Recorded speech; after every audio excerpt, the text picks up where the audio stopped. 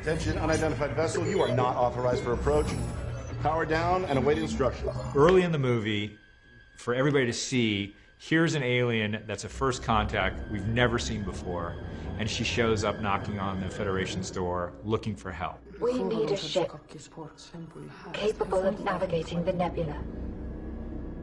She plays on people's human biological empathy. That's been such a great pleasure to play someone who's lying. She's clearly hurt when we first see her, and she's been through something traumatic, or so it seems. She's been on like a mission, a very military-minded, very kind of tough living program, and suddenly she meets the Enterprise, whose whole philosophy she's against. She's a double agent for our bad guy, and we discover that that's the cause of everything that's going to happen in the film. Attention crew of the Enterprise. Our mission is straightforward. Rescue a crew stranded on a planet in uncharted space. The Federation's willingness to help people was the thing that ultimately was the weak part of their armor. It was really the sort of sliver that enabled Krall to enter and, in a way, manipulate them. Magnify, Mr. Sulu. What is this? Shields up! Red alert! It's an incredible thing to see so early on in the story.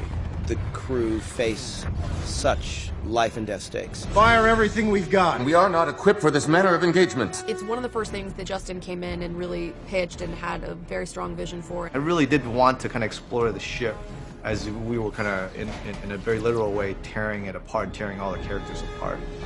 It was Justin's intention to make certain that Krall's entrance into the movie is very impactful.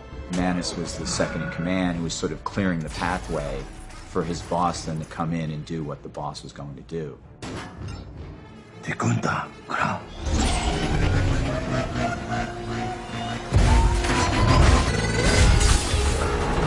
Such a massive symbol of the show being destroyed, and my character was part of that. Yeah, I definitely felt the weight of that. Symbolically, it's a huge thing. It's the taking away of the family linchpin for the entire crew. The ship of the Enterprise is a character. And to lose one of your main characters so early on, it's a real element of weight to the story. Take the Enterprise, take everything they know, take everything they're kind of used to, and destroy it. In these movies and in the TV shows, it's historically been who's got a bigger ship, and the guy with the bigger ship wins.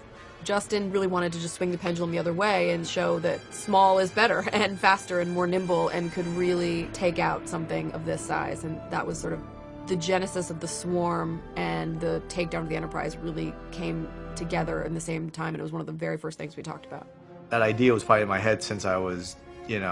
It was pretty amazing to be able to be part of this now, bringing that to life.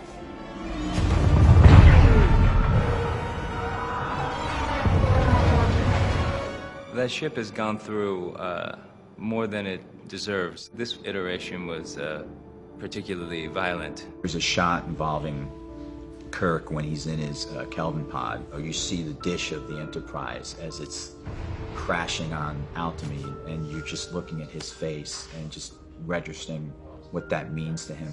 To me, I remember the first time I saw that sequence, it was very impactful and very moving.